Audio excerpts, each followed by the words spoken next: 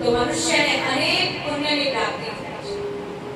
જ્યારે જ્યારે મનુષ્ય ગૌગ્રાસ આપી અને ભોજન કરવાનો એવા ગૌસેવા વ્રતનું પાલન કરે છે ત્યારે મનુષ્યનું શરીર પવિત્ર બને છે. ત્યારે મનુષ્યની આત્મા શુદ્ધ બને છે. એવા જે ગૌસેવી બા હતા જે પોતાના સર્વ જીવનકાળમાં ક્યારેય એમને ગૌગ્રાસ આપ્યા વગર ભોજન ગ્રહણ કર્યું નથી. ગમે તેવી પરિસ્થિતિ સંપૂર્ણ જીવન વીતી ગયું તો બધી પ્રકારની પરિસ્થિતિઓ તો આવી જ હશે. તો એ બા નો દરરોજ એવો નિયમ હતો કે દરરોજ ગૌગ્રાસ આપી અને ત્યારબાદ જ ભોજન ગ્રહણ કરે. ગૌમાતાના એવા પરમ ભક્ત હતા અને પ્રભુની ખૂબ સેવા કરતા. એમના ઘરે લાલન પણ બિરાજમાન હતા. પ્રભુની ખૂબ ભાવ અને શ્રદ્ધા સાથે સેવા કરી. એનાથી બને તેટલી સેવા કરી. ક્યારે એવું નહીં કે આજે મારાથી નહીં બને તો હું નહીં કરું. ગમે તેવી પરિસ્થિતિ હોય તો પણ પ્રભુની સેવા કરતા અને પ્રભુની સેવામાંથી સમય મળે ત્યારે ગૌમાતાની સેવામાં લાગી જતા. એવા પરમ ભક્ત એ બાને હર્યું ભર્યું પરિવાર પુત્ર વધુ એમના પણ બાળકો અને ખૂબ પ્રસન્નતાથી રહેતા. એ બાનો નિત્યનો એવો નિયમ હતો કે કોઈ પણ પરિસ્થિતિ હોય ક્યાંય પણ જવાનું હોય તો પહેલા ગૌમાતાને ભોજન કરાવે, પહેલા ગૌગ્રાસ આપે અને ત્યારબાદ જ પોતે કઈ ગ્રહણ કરે.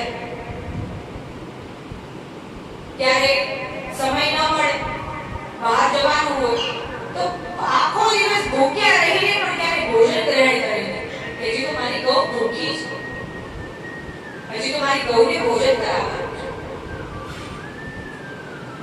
તો એ ગૌરી નામક ગૌમાતાની સેવા કરી રહ્યા અને નિત્ય આવા ગૌસેવા વ્રતનું પાલન કરી રહ્યા કે મારાથી બીજી સેવા બને કે ન બને, ગૌમાં એક સેવા તો ક્યારેય નહીં છોડે. અને એ બા જ્યારે એના બાળપણમાં એના પિતાને પણ ગૌસેવા કરતા જોતા કે એમના બાળપણથી એ ગૌમાતાની સેવા કરતા જોતા હતા. નિત્ય એવા દર્શન કરે કે અમારા પિતા તો ગૌમાતાની સેવા કરે છે, ગૌમાતાની જન્મ સેવા કરે, ગૌમાતાનું દૂધ દોહન કરે, ગૌમાતાને ચરાવવા લઈ જાય, ગૌમાતાને ભોજન કરાવે. તો એ બા નાનપણથી ગૌમાતાની સેવામાં લાગી ગઈ. તો એમ કહી શકીએ એનું સંપૂર્ણ જીવન ગૌમાતાની સેવામાં જ વ્યતીત થઈ ગયું. તો જ્યારે એક સમયે ધીરે ધીરે એમની તબિયત બગડી રહી છે. હવે એમનું શરીર એનો સાથ આપતો નથી. ગમે તેટલું મનમાં એવો વિચાર હોય, મનમાં એવી શક્તિ હોય કે મારે તો આ કરી લેવું છે, મારે પેલું કરી લેવું છે, મારે આ જ મારે રોજ કરવું છે. તો જ્યારે શરીર અશક્ત બને છે ત્યારે મન પણ નબળું બને છે કે મારે કરવું તો છે પણ મારાથી થતું નથી, મારે આ કાર્ય કરવું તો છે પણ મારાથી થશે કે નહીં, મારે ત્યાં જવું તો છે પણ મારાથી એકલું જવાશે. એવા ઘણા વિચારો આવે. તે બા સાથે પણ એવું જ થયું કે એમની તબિયત હવે બગડી રહી છે, કેમ કે આયુ વધી રહી છે. તો એ ધીરે ધીરે શરીર પણ સાથ છોડવાનું સ્વાભાવિક છે. ક્યાં સુધી સેવા કરશે?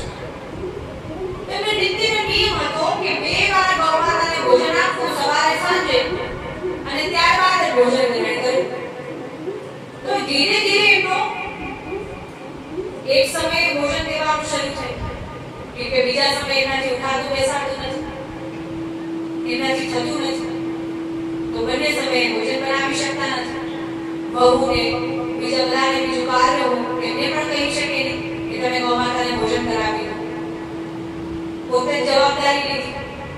તો એક સમયે ગૌમાતાને ભોજન કરાવતા અને પોતે પણ એક જ સમયે ભોજન કર્યું. બીજા સમયે એને ભોજન જ કરવાનું બંધ કર્યું. એટલે મારી ગૌમાતા નથી જમતા તો હું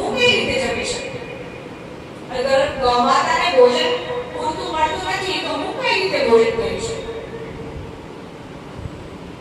તો આવું નિત્ય ચાલ્યું, ઘણા દિવસો સુધી ચાલ્યું. કેમ કે એક જ સમયે ભોજન કરવાના કારણે બા હજુ નબળા થઈ, બાના શરીરમાં જેટલી શક્તિ હતી એ પણ દૂર થઈ. કેમ કે ભોજન એક જ સમયે કરી રહ્યા છે, એ પણ કરે ન કરે બરાબર. કેમ કે વૃદ્ધાવસ્થામાં આપણે એકી સાથે ભોજન ના કરી શકીએ. જે આપણે આપણા બા હોય, આપણા નાની દાદી હોય, આપણે એને જોતા હોય કે એક સાથે ભોજન ના કરી શકીએ. થોડી થોડી વારમાં તો કેમ કે એમની ગૌમાતા એક જ વાર ભોજન કરી, તો એક વારમાં જેટલું ખાઈ શકે એટલું ભોજન કરતા. તો એક દિવસ એમની વહુને વિનંતી કરી કે વહુ બેટા, તમારાથી તમને વાત કહું, મગર એ વાત માનો તો. ત્યારે વહુએ કહ્યું, હા મમ્મી બોલો, શું વાત છે? ત્યારે એમને કહ્યું કે બેટા, હું જ્યારે નાની હતી ને ત્યારથી હું આ ગૌમાતાની સેવા કરું છું. પ્રાચીન સમયમાં તો ગૌઓની આયુ પણ એટલી હતી. તો એ કહેવા લાગ્યા કે હું જ્યારે નાની હતી ને ત્યારથી આ ગૌમાતાની સેવા કરું છું. અને જ્યારે મારા વિવાહ થયા ને તો મારા પિતાએ આ જ ગૌમાતાનું દાન મને કર્યું કે મારી સાથે સાથે આ ગૌમાતાને મારા ઘરે મોકલી. અને ત્યારથી ગૌમાતાની સેવા કરું છું. તો મારો ભાવ એનાથી છૂટતો નથી કે હવે હું એવો વિચાર ન કરી શકું કે આ ગૌમાતા ખાય કે ન ખાય, ભોજન કરે કે ન કરે, મને કાંઈ ફરક પડતો નથી. એવો વિચાર હું કરી શકું નહીં. તો ગૌમાતાની સેવા કરવી એ મારું કર્તવ્ય અને મારી જવાબદારી તો છે જ, પણ સાથે સાથે મારામાં ભાવ પણ છે કે મારે આ કરવી છે, કરવી જ પડશે નહીં, મારે આ કરવી છે. તો કેમ કે મારાથી થતી નથી, તો આ બંને સમયનું ભોજન બનાવો છો તો ભોજન ભલે તમે બધા ભલે કરી એવું કઈ નહીં. તો જ્યારે સાયંકાલનું ભોજન બનાવો તો શું ભોજન કર્યા બાદ ભલે આ ગૌમાતાને તમે બે રોટલી આપી શકો તો એમને ભોજન એમને પણ આપી દેજો, ભલે વધે એ આપજો. એમ નથી કહેતી કે તમારા ભોજન કરતા પહેલા તમે આપો, કેમ કે મારાથી ઉઠાતું બેસાતું નથી. કેમ કે એમના ઘરના આંગણામાં ગૌમાતાને બાંધેલી હતી, તો બા બાર અંદર બહાર કરી શકે નહીં. એટલે બા એક જ સમયે બપોરે ભોજન આપી શકતા. તેને એવી વિનંતી કરી.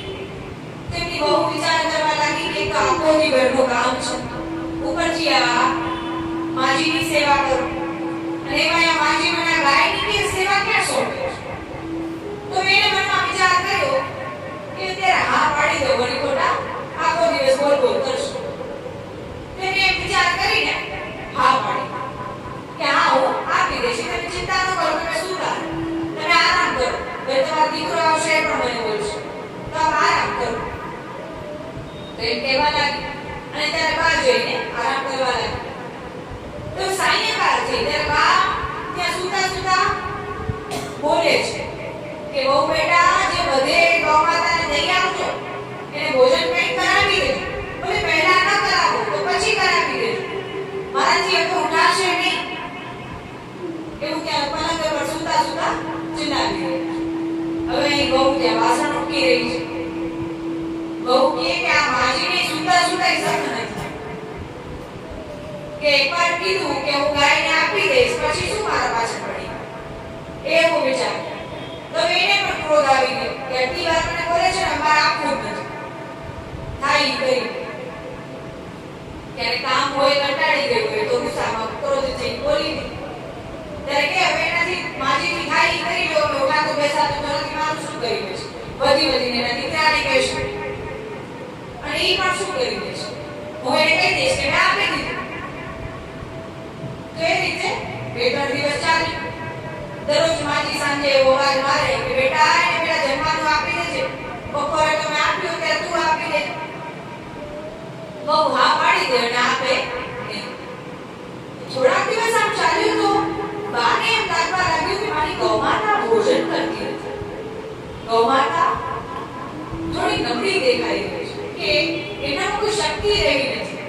એના હાલવા ચાલવામાં ખબર પડે જે રીતે પહેલા ગૌમાતા દોડતી, આનંદ કરતી, પ્રસન્ન રહેતી એવી દેખાતી નથી. ભોજન મળતું નથી. ત્યારે એક દિવસ એના વહુને પૂછવા લાગ્યા કે વહુ બેટા તમે સાંજે ભોજન આપતા નથી? તે વહુ કહેવા લાગી કે અરે મમ્મી તમે કીધું અને રોજ સાંજે ભોજન આપ્યું છું, મને તમારા પાછળ પડી ગયું. તમે તો તોય હજી હવે નથી. હું તમને કહું છું કે માંગુ છું તોય તમને આપ્યું. તમે એમાં પણ મારા પર શંકા કરો છો. કે વહુને 100 કામ હોય, બેસાડીને ભોજન પણ કરાવે, તો સમય પણ જોઈ. તો વહુ એટલે ના જા એ વિચાર કરતી બપોરે આમાંથી જમાડી તો દે છે, પછી વારે વારે શું છે એવો વિચાર કરીને ભોજન ના દે. હવે જ્યારે બાને ખબર પડી કે મારી ગૌરી ભોજન કરતી નથી, તો એને સાંજે પણ ભોજન કરવાનું બંધ કર્યું. અત્યાર સુધી તો એ વિચારમાં ભોજન કરતા કે મારી બહુ આપી દે છે, પણ એ ગૌમાતાનું શરીર જોયું, એનું નિર્બળ શરીર જોયું, એને વિચાર આવ્યો કે મારી ગૌરી ભોજન કરતી નથી, તેમને પણ ભોજન કરવાનું બંધ કર્યું. કે એક સમય ભોજન કરે છે, તેમનામાં પણ શક્તિ રહી નથી, હાલવા ચાલવાનું વધુ ઓછું થઈ ગયું. જે એકવાર ઉભા થઈ શકતા હતા એ પણ બંધ થઈ ગયું. અને આખો દિવસ ઉતાર કે મારી આયુ ખૂબ વધારે છે, એટલે આખો દિવસ ઉતાર રહે અને સવારે સાંજે બંને સમયે બહુને બોલાવીને કરે. બહુ આમ તેમ જાતી હોય, ભલે પર સુતા હોય, કહે કે અહીંયા આવ, તું જઈને ગૌમાતાને પહેલા ભોજન દે, અહીંયા આવ, તું જઈને પહેલા ગૌમાતાને જલ દે. ત્યારે બહુ હા કરીને વહી એને પણ ઘણા કામ હોય, બાળકોને સ્કૂલ મોકલવા, ટિફિન તૈયાર કરવું, ભોજન તૈયાર કરવું, ઘણા કામ હોય. તો એ હા કરી દેતી કે સમય મળે તો દેતી, સમય ન મળે તો ન પાડી. તો આ રીતે ધીરે ધીરે ગૌરીની સેવા બંધ થવા લાગી, એને ભોજન મળવાનું બંધ થવા લાગ્યું. હવે એ બહારથી પણ ઊભું થવાતું નથી. તો બાનો પણ જે નિત્ય નિયમ હતો ગૌગ્રાસ આપવાનો એ પણ બંધ થયો. તો હવે અહીં બા અંદરથી બેઠા બેઠા વિચાર કરે કે હું ક્યારે ઊભી થાઉં ને ક્યારે બહાર જાઉં, ક્યારે મારી ગૌરીને જોઉં. હમણાં તો એને સવારે પણ ભોજન દેવાતું નથી, તો ક્યારે ઊભી થાઉં ને ક્યારે જાઉં? મારાથી તો ઊભું થવાતું નથી કે મેં તો એટલી સેવા કરી તો પણ મારું શરીર કેમ આવું છે? સેવા કરી છે, મારું શરીર પણ એવું હૃષ્ટ રહેવું જોઈએ કે ગૌઓની સેવા કરી શકું, ઘરનું બીજું કાર્ય કરી શકું. અને વહુને પણ સમય નથી કે એ પણ ગૌમાતાને ભોજન દેતી નથી. એવું દરરોજ વિચાર કરે ને દરરોજ રડ્યા અને એની તબિયત વધુમાં વધુ બગડવા લાગી. અને અહીં બહાર આંગણામાં જે ગૌરી બાંધેલી છે એમની પણ તબિયત બગડવા લાગી. એ બંનેને જુએ કોણ? બહુ તો એના કાર્યમાં, એના આનંદમાં મસ્ત છે.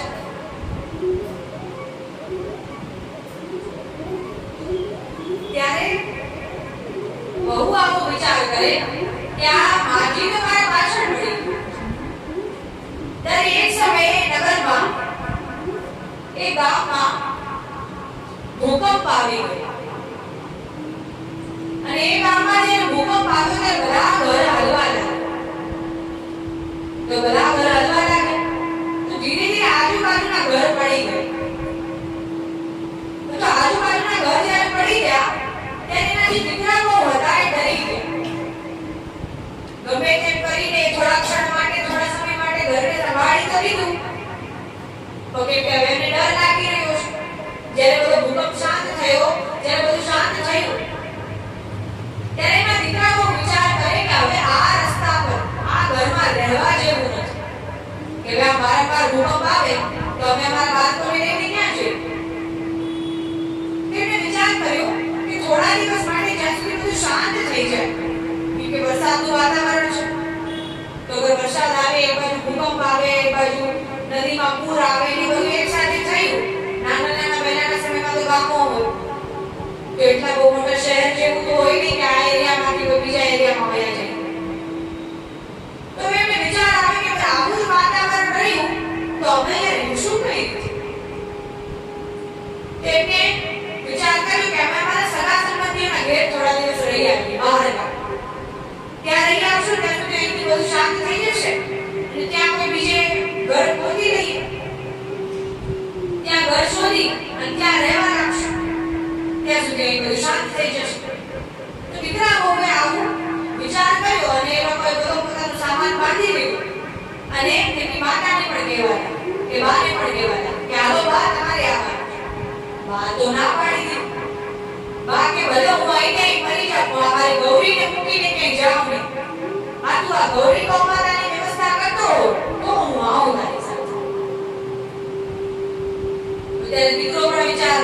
હવે એક માજીની વ્યવસ્થા કરું કે બીજી ગૌરીની વ્યવસ્થા કરું? મારી બહુ મારા બાળકો બધા મારી સાથે. તો કેમ કે જ્યારે જ્યારે મનુષ્ય લક્ષ્મીની પાછળ ભાગે ત્યારે પોતાના પરિવારજનોને ભૂલી જાય છે. પોતાની માતા, પોતાના પિતા, એમને કેટલા કેટલા ભોગો આપી અને એમને એનું ભરણ પોષણ, એનું પાલન પોષણ કર્યું છે ને ભૂલી જાય છે. અને લક્ષ્મીને પામવાની ઈચ્છાથી લક્ષ્મીની પાછળ પાછળ દોડે છે કે હવે તો મને શહેરમાં નોકરી પણ મળી જશે તો અહીંયા જ રહેશે. એ બધા વૈભવ જોઈ, બધી ઈચ્છાઓ જોઈ, બધા ભોગ જોઈ પોતાના માતા પિતાના ત્યાગને ભૂલી જાય છે કે એમને એમના સપનાઓનો ત્યાગ કરીને અમારું પાલન પોષણ કર્યું છે, અમારું ભરણ પોષણ કર્યું, અમને મોટા કર્યા છે. હજી તો અમે એટલું જાણતા પણ નથી કે એમને એવા કેવા કેવા સપનાઓનો ત્યાગ કર્યો હશે, એમને એમની કેવી કેવી ઈચ્છાઓનો ત્યાગ કર્યો હશે. ત્યારે આજે આપણને સહી સલામત આપણને એક ક્ષમતા આપી છે, આપણને એટલા સુખ, આટલો વૈભવ આપ્યો છે.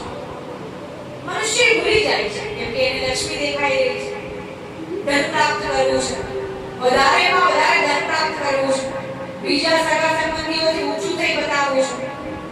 એને ગાડી લીધી તો મારે પણ ગાડી લેવી છે, એને નવું ઘર લીધું, એને નવું ફર્નિચર કરાવ્યું તો મારે પણ નવું ઘર લઈ નવું ફર્નિચર કરાવવું છે. મનમાં એવા વિચારો આવે છે અને એવા દૂષિત વિચારોમાં આપણે આપણા માતા પિતાને ભૂલી જઈએ છીએ. એવું કહીએ એના દીકરા શું કરી રહ્યા છે અને એમે વિચાર કર્યો કે આ માજી તો થોડા દિવસના મહેમાન છે તો અહીંને કોઈ આજુબાજુના જ્યારે મને ખબર પહોંચાડશે કે હવે માજી નથી રહી ત્યારે હું આવી જઈશ. કેવા દૂષિત વિચાર કે વિચાર સાંભળવા માત્રથી આપણને દુઃખ થાય છે. અને આવો વિચાર કરી એ દીકરા બહુ પોતાના બાળકોને લઈ બધો સામાન લઈ અને ત્યાંથી ગયા. અને વાતાવરણ પણ બગડી રહ્યું છે, બહારની તબિયત સારી નથી, બહારથી ઉઠાતું બેસાતું નથી અને ગૌમાતાનું શરીર પણ નિર્બળ બની રહ્યું છે.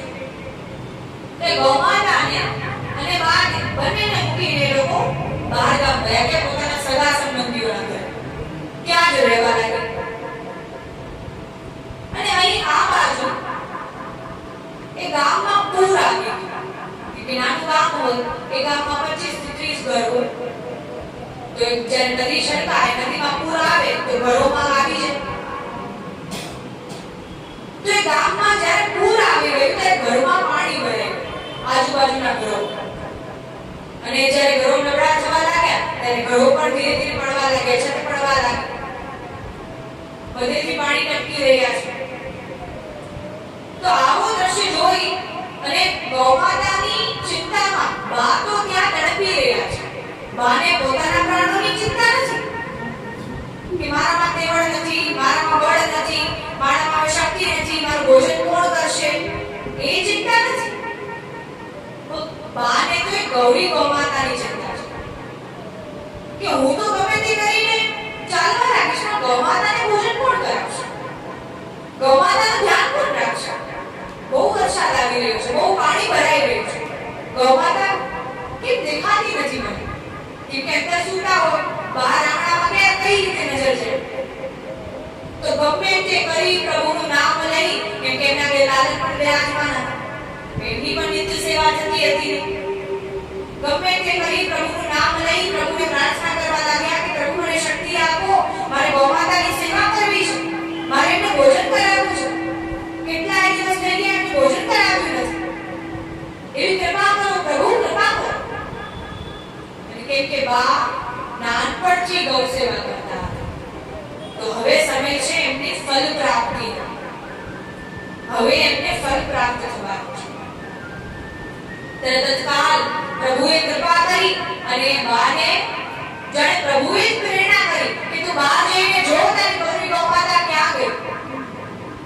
ત્યારે અચાનક જ જાણે પ્રભુએ કૃપા કરી, પ્રભુ પ્રસન્ન થયા અને બામાં બળ આવ્યું, બામાં અચાનક જ શક્તિ આવી કે મારી ગૌરી ગૌમાતા ભૂખ્યા છે, એને ભોજન કરાવવાનું છે, એને ભૂખ લાગી હશે. જે રીતે મને ભૂખ લાગી છે તો ગૌમાતાને તો કેટલા દિવસથી ભોજન મળ્યું નથી. કેટલા દિવસથી કોઈ એમની ચરણ સેવા નહીં કરી, કેટલા દિવસથી એમને કોઈ જલ નહીં દીધું, તો અચાનક તત્કાલ બામાં બળ આવી ગયું, શક્તિ આવી ગઈ અને બા લાકડીના સહારે ઊભા થયા અને ધીરે ધીરે ધીરે ધીરે કરી આંગણામાં ગયા. પૂર આવી રહ્યું છે, નદીના પાણી ભરાઈ રહ્યા છે, તો પણ બાને પોતાની ચિંતા નથી કે આવી પરિસ્થિતિમાં હું પડી ગઈ તો મારું કોણ કરશે. બાને ગૌમાતાની ચિંતા છે, બાને એ ગૌમાતા પ્રત્યે ભાવ છે. બા ઊભા થયા, ધીરે ધીરે આંગણામાં ગયા, ગૌમાતાનું ગોરડું છોડ્યું અને ગૌમાતાને ભીતર લઈને આવ્યા કે એને વરસાદનું પાણી અડે, એ બીમાર ન પડે, મારી ગૌમાતાને કંઈ થઈ ન જાય, મારી ગૌમાતા હેરાન ન થાય, મારી ગૌમાતાને કંઈ પીડા ન થાય, મારી ગૌમાતા પર કંઈ સંકટ ન આવે, કંઈ તકલીફ ન આવે. એવો વિચાર કરી એ બાને ગૌમાતાને અંદર લઈ આવ્યા અને જે પણ કંઈ ઢાકેલું જોયું ત્યાંથી કંઈ ને કંઈ જલ્દી લોટ બાંધી રોટલી બનાવી અને એ રોટલીમાં સુંદર ગૌમાતાનું ઘી ચોપડી અને ઘીવાળી રોટલી ગૌમાતાને ભોજન કરાવ્યું. તત્કાલ નદીમાં પૂર આવી રહ્યું છે, પાણી ભરાઈ રહ્યા છે, તો પણ એ બા ગૌમાતાની સેવામાં લાગી રહ્યું છે, કે બા ગૌમાતાને ભોજન કરાવવામાં લાગી રહ્યા છે, કે મારી ગૌમાતાને ખૂબ ભૂખ લાગી છે, મારી ગૌમાતાને મારે ભોજન કરાવવું છે. કેટલાય દિવસથી મારો નિત્યનો નિયમ, મારો નિત્યક્રમ, જે હું નિત્ય ગૌગ્રાસ આપતી, એ બધું બંધ થઈ ગયું છે. મારી ગૌમાતા પણ મને યાદ કરતી હતી. એવા વિચાર સાથે રોટલી બનાવી અને ગૌમાતાને ભોજન કરાવ્યું. અને જાણે ગૌમાતા પણ કેટલાય વર્ષોથી જાણે માને ન મળી હોય એવો ભાવ પ્રગટ થઈ રહ્યો છે. ગૌમાતા પર રડે અને બા પર રડે. કેવો સુંદર ભાવ. એનાથી પ્રતીત થાય છે કે આપણા મનના દરેક ભાવોને ગૌમાતા ભલી ભાંતિ જાણે છે. એ કોઈ પશુ નથી કે આપણે બોલીએ એને કંઈ સમજાતું નથી.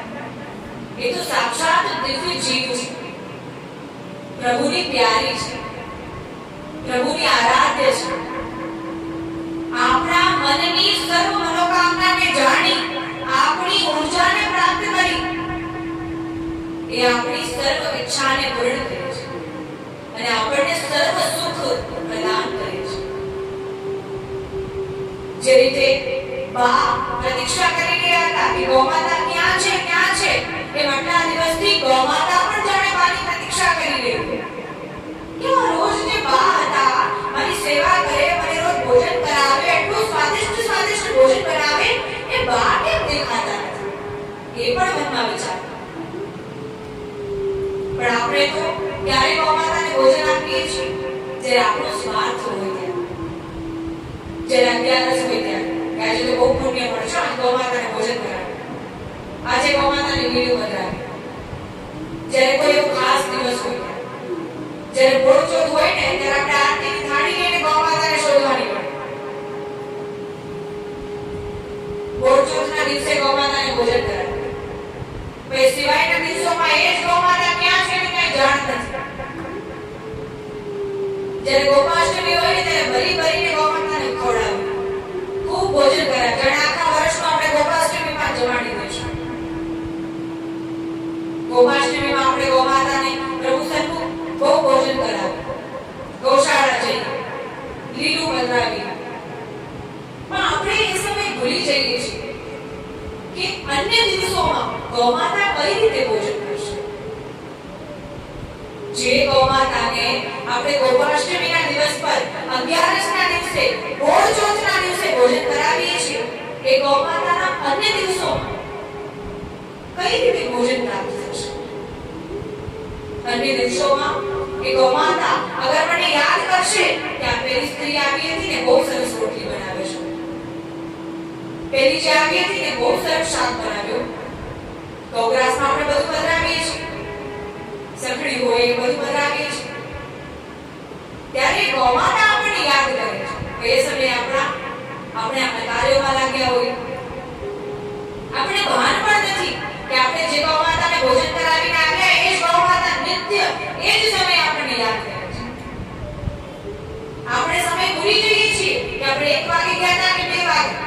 તો ગૌમાતા એ સમય યાદ રાખે છે કે પેલી ભક્ત શોધતી મને ગૌગ્રાસ આપવા આવી, મને ભોજન કરાવવા આવી.